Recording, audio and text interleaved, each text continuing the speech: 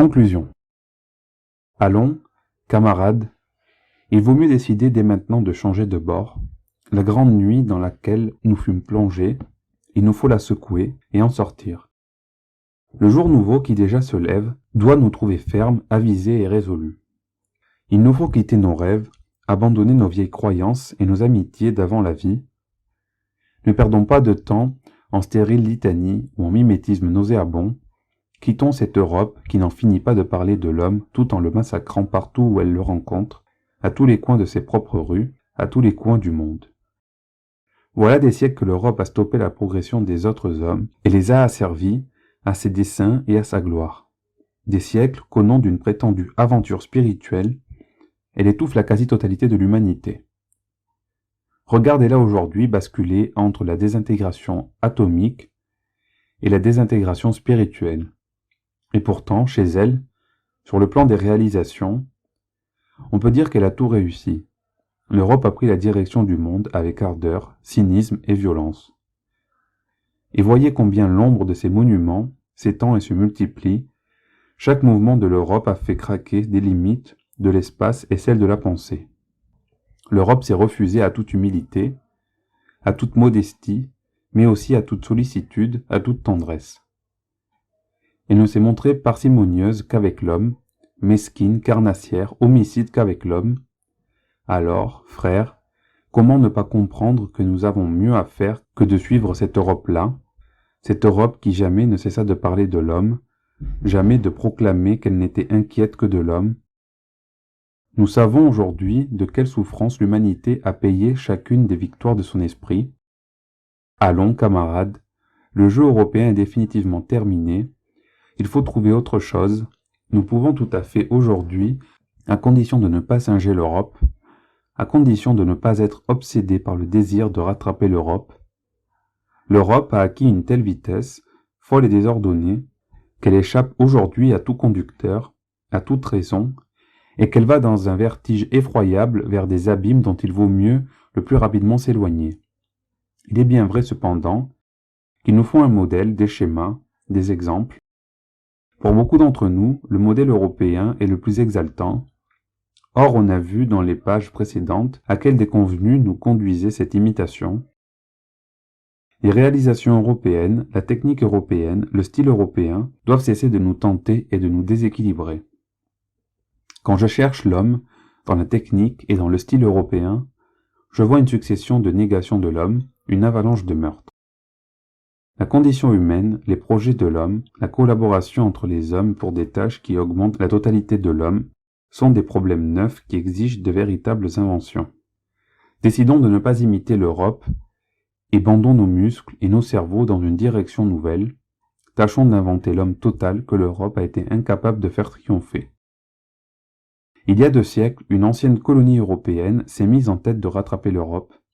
Elle y a tellement réussi que des États-Unis d'Amérique sont devenus un monstre où les tares, les maladies et l'inhumanité de l'Europe ont atteint des dimensions épouvantables.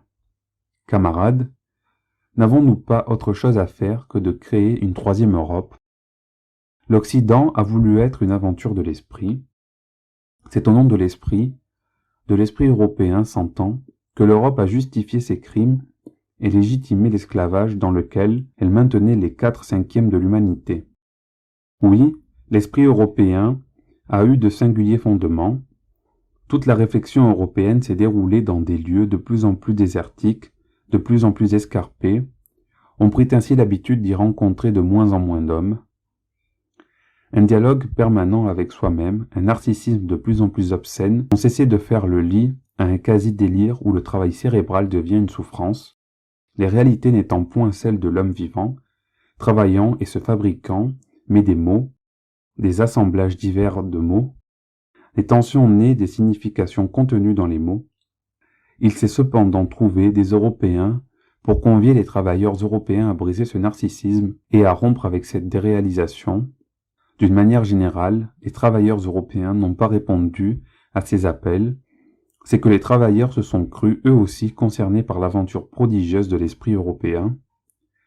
Tous les éléments d'une solution aux grands problèmes de l'humanité ont, à des moments différents, existé dans la pensée de l'Europe, Mais l'action des hommes européens n'a pas réalisé la mission qui lui revenait et qui consistait à peser avec violence sur ces éléments, à modifier leur arrangement, leur être, à les changer, afin à porter le problème de l'homme à un niveau incomparablement supérieur. Aujourd'hui, nous assistons à une stase de l'Europe. Fuyons camarades, ce mouvement immobile où la dialectique petit à petit s'est muée en logique de l'équilibre. Reprenons la question de l'homme, reprenons la question de la réalité cérébrale, de la masse cérébrale, de toute l'humanité dont il faut multiplier les connexions, diversifier les réseaux et réhumaniser les messages. Allons, frères, nous avons beaucoup trop de travail pour nous amuser des jeux d'arrière-garde. L'Europe a fait ce qu'elle devait faire, et somme toute, elle l'a bien fait. Cessons de l'accuser, mais disons-lui fermement qu'elle ne doit plus continuer à faire tant de bruit. Nous n'avons plus à la craindre, cessons donc de l'envier. Le tiers-monde est aujourd'hui en face de l'Europe, comme une masse colossale dont le projet doit être d'essayer de résoudre les problèmes auxquels cette Europe n'a pas su apporter de solution. Mais alors, il importe de ne point parler rendement, de ne point parler intensification, de ne point parler rythme. Non, il ne s'agit pas de retourner à la nature, il s'agit très concrètement de ne pas tirer les hommes dans des directions qui les mutilent, de ne pas imposer au cerveau des rythmes qui rapidement l'oblitèrent et le détraquent. Il ne faut pas, sous le prétexte de rattraper, bousculer l'homme, l'arracher de lui-même, de son intimité, le briser, le tuer. Nous ne voulons rattraper personne, mais nous voulons marcher tout le temps, la nuit et le jour, en compagnie de l'homme, de tous les hommes. Il s'agit de ne pas étirer la caravane, car alors, chaque rang perçoit à peine celui qui le précède, et les hommes qui ne se reconnaissent plus se rencontrent de moins en moins, se parlent de moins en moins.